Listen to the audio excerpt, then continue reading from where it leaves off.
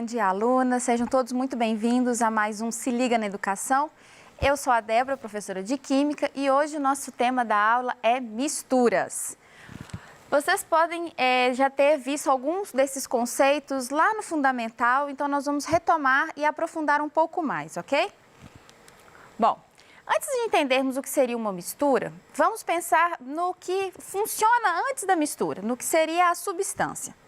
Substância, ou como alguns autores chamam de substância pura, seria aquela substância ou composto que é formado único e exclusivamente por uma molécula ou um átomo, ou seja, ele é formado por uma única unidade. E aqui eu trouxe para vocês alguns exemplos. Bom, a primeira figura eu trago cristais de ferro, ou seja, são cristais formados única e exclusivamente de elementos de ferro. Também trago para vocês o sódio metálico, onde ele é formado exclusivamente por sódio. Então, esses são dois exemplos que eu trago para vocês de substâncias, ou seja, não existe outro elemento ali, não existe outro composto a não ser aquela substância, aquele elemento ali. Bom, as substâncias, elas podem ser classificadas de duas formas, substâncias simples e substâncias compostas. Vamos pensar no hidrogênio do ar atmosférico. Bom, esse hidrogênio do ar atmosférico, ao contrário de ter o mesmo nome do elemento químico, ele é formado por dois átomos de hidrogênio. Então, eu tenho dois átomos de hidrogênio formando a molécula do gás hidrogênio. Então, eles são formados apenas por um único elemento, ou seja, é uma substância simples. Uma substância composta seria quando eu tenho dois ou mais elementos formando aquela molécula ou aquele composto. No caso, eu trago para vocês a água. A água ela é formada por dois hidrogênios, dois átomos de hidrogênio e um átomo de oxigênio. Então, na verdade, a água, apesar de se eu pegar um copo e colocar apenas moléculas de água ali, eu vou ter uma substância, porém ela é composta por dois elementos químicos, o hidrogênio e o oxigênio. Acho que ficou claro. Bom, e o que afinal de contas seria uma mistura? A própria palavra te induz. A mistura seria a junção de duas ou mais substâncias. Então, se eu tenho uma substância e outra substância, quando eu junto elas e há uma interação, precisa haver numa mistura uma interação entre essas substâncias, eu considero então uma mistura. Trouxe como exemplo para vocês o vinagre. O vinagre, esse comercial que nós compramos, na verdade não tem só vinagre ali dentro. Ele é uma mistura do ácido acético, que é o nome químico do vinagre, e a água. Então, se você olhar o rótulo, você vai perceber que existe uma porcentagem ali. Ou seja, existe uma quantidade de ácido acético diluído em água. Outro exemplo que eu trago para vocês é o bronze, também muito utilizado no mercado. E ele é justamente a junção do cobre e do estanho. Por que eu trouxe esses exemplos para vocês? Porque é comum a gente pensar em misturas sempre líquidas, água e sal, água e açúcar, e na verdade existe sim misturas sólidas, como por exemplo o bronze que eu acabei de falar para vocês. Existem misturas também gasosas que eu vou trazer alguns exemplos para vocês. Então, mistura nem sempre é entre um sólido e um líquido ou entre dois líquidos. Existem misturas gasosas e misturas sólidas também. Tranquilo? Bom, assim como a substância, a mistura também pode ser classificada. Então, nós temos duas classificações para mistura. A classificação seria homogênea e heterogênea. O que seria uma mistura homogênea? A mistura homogênea é quando eu consigo identificar apenas uma única fase. Lembra que eu falei que são mais de uma substância que tem que estar interagindo?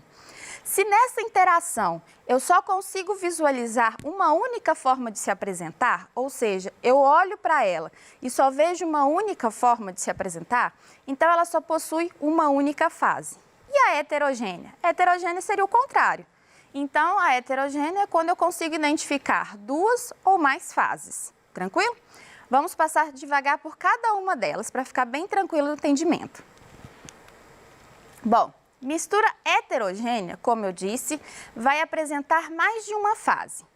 Porém, essas fases tem que ter uma interação. Então, existe duas situações aqui. Existe a mistura heterogênea e o sistema heterogêneo. Vamos com calma. Então, a mistura heterogênea, um exemplo disso seria o granito. O granito, ele é formado por mica, feldspato e quartzo. Então, na verdade, essas três substâncias, quando misturadas, ela dá aquela cor bonita do granito. Quando elas estão variando, tem essa diferença de cor, entre outros fatores. Mas o que eu quero que vocês entendam e fixem na cabeça de vocês é que uma mistura heterogênea precisa haver mais de uma fase e precisa haver interação entre as substâncias.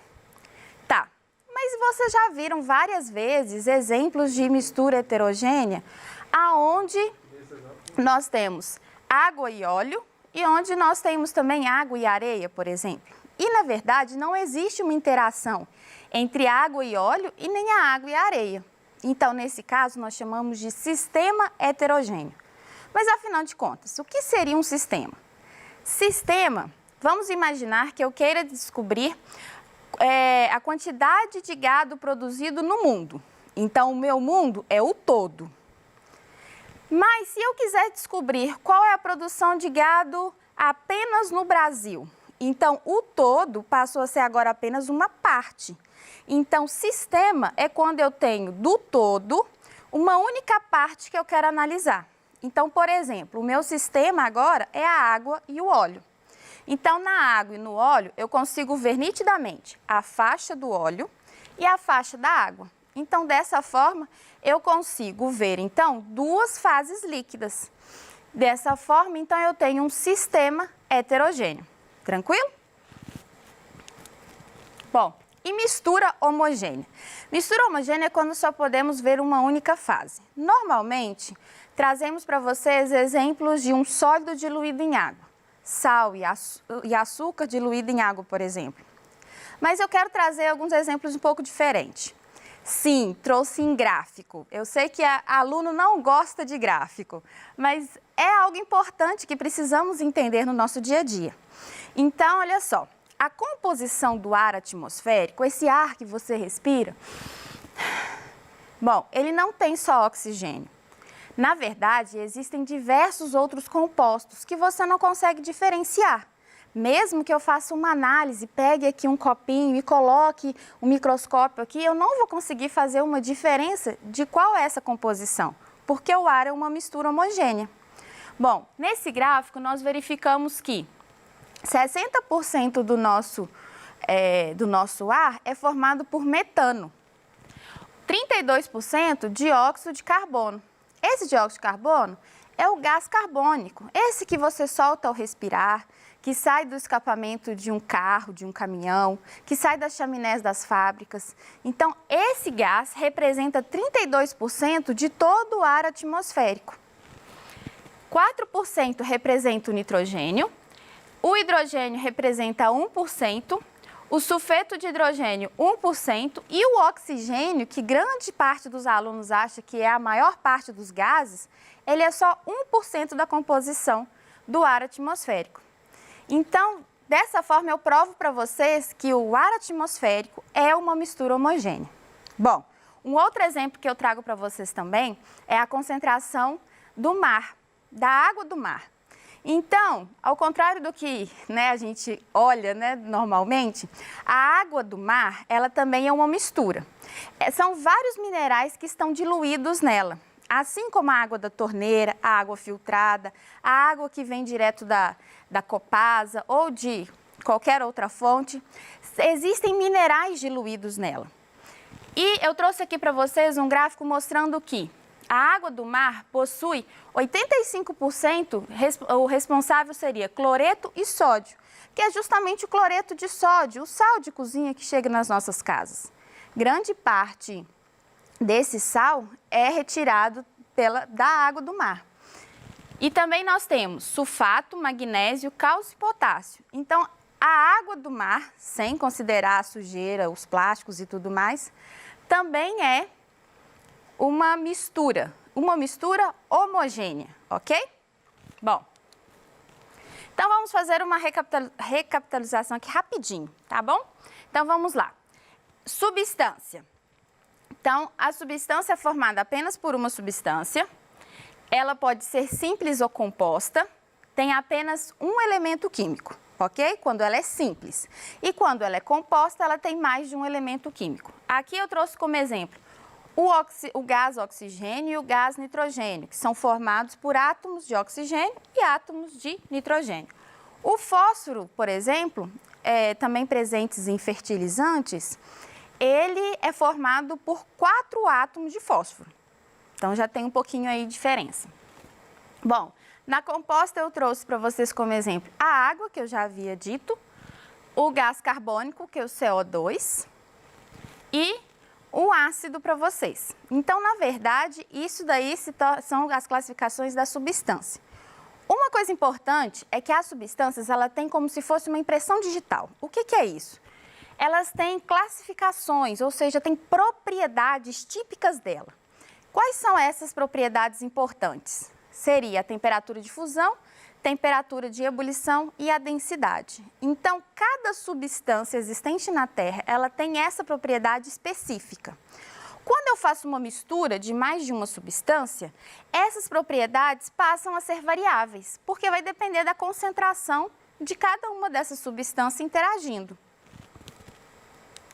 Bom, então olha só, quando eu tenho aqui uma mistura, então eu tenho 2 ou mais substâncias, ela pode ser homogênea ou heterogênea. Homogênea, uma única fase, exemplo, água e sal. Desde que o sal esteja totalmente diluído na água. Se o sal estiver precipitado lá no fundo, eu conseguir ver o sal depositado no fundo do copo, então aí já é uma mistura heterogênea, ok? Mistura heterogênea é quando eu vejo 2 fases. O exemplo aqui, água e óleo, é um sistema heterogêneo e não uma mistura heterogênea, porque não existe interação entre a água e o óleo. Bom, lembra que eu falei sobre essas características importantes? A respeito dessas características que como se fosse uma impressão digital da substância? Bom, se formos analisar, por exemplo, o ponto de fusão e ebulição. Ponto de fusão, passagem do sólido para o líquido. Ponto de ebulição, passagem do líquido para o gasoso.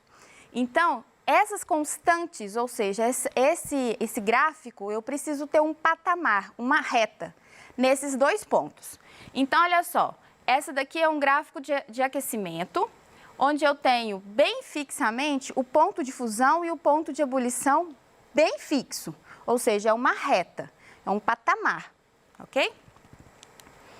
E aqui eu trago gráficos de aquecimento de mistura.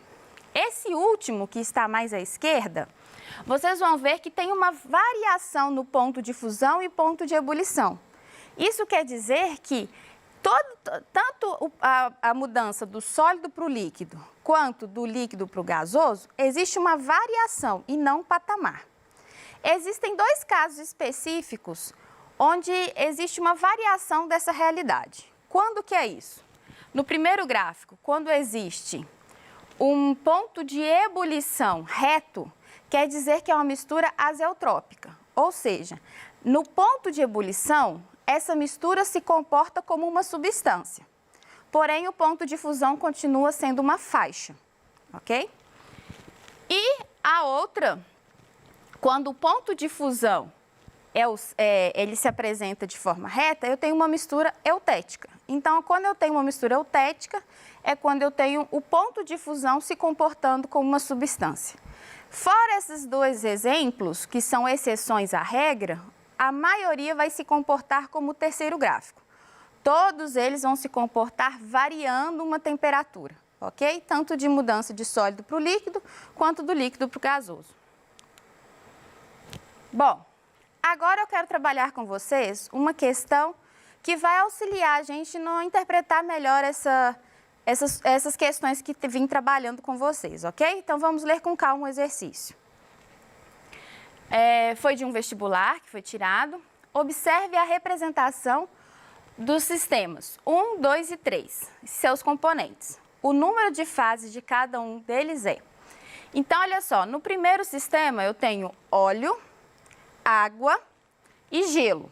Gelo, gente, é água sólida, tá? Nós vamos considerar gelo aqui como água pura sólida. E toda vez que um exercício te falar de água, não é água da torneira, é água pura. Tranquilo? No segundo, nós temos água gaseificada e gelo. E no terceiro, nós temos água salgada, gelo, óleo e granito. Então, vamos por parte para ficar tranquilo. Bom, no primeiro, nós temos a faixa do óleo, a faixa do gelo e a faixa da água. Então, o que a gente consegue perceber? 3 fases: o óleo, o gelo e a água. Mas e os componentes? Nós temos o óleo, que é uma substância, um componente. E a água é a mesma componente do gelo. Então, nós temos 2 componentes mais 3 fases, ok? No segundo, nós temos a água gaseificada e temos o gelo. Então, nós temos, na verdade, o gás que está saindo, certo? A água e a água em forma de sólida, que seria o gelo. Então, nós temos 2 componentes e 3 fases, que seria o gelo, a água líquida e o gás. Tranquilo? Então, olha só, no primeiro sistema nós temos água e óleo, óleo líquido, água líquida e água sólida.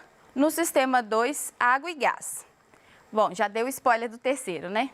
Então, olha só, no terceiro, uma dica que eu dou é o seguinte: se falar pedra, então você vai se considerar uma única substância. Mas como ele falou granito, granito, gente, são 3 substâncias que formam. Lembra delas?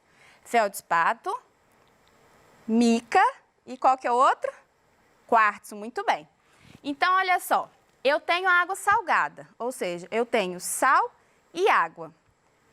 Porém, o sal está diluído na água, eu não vejo essa fase. Então, eu vou ver só a fase água. Depois, eu tenho o gelo, essa eu identifico a fase. E tenho ainda o óleo. Então, eu tenho o granito com 3 fases, eu consigo ver o óleo, consigo ver o gelo e consigo ver a água. Então, eu tenho 6 fases. E os componentes? Quantos componentes eu consigo ver?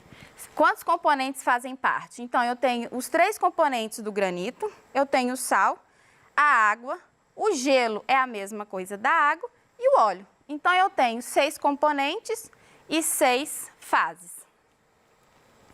Então, gente, só para vocês prestarem bastante atenção nesse tipo de exercício, vocês têm que ter um pouquinho de maldade quando lidar com granito, ok? E principalmente quando o exercício falar que tem água e sal, tá bom? Então, fazendo uma recapitulação aqui bem rapidinha. Então, nós vimos o conceito de substância, vimos que ela pode ser classificada em 2, simples e composta. Vimos também a classificação de uma mistura, o que é uma mistura e sua classificação, homogênea e heterogênea. Vimos que existe dentro da substância uma que nós chamamos de identidade, certo?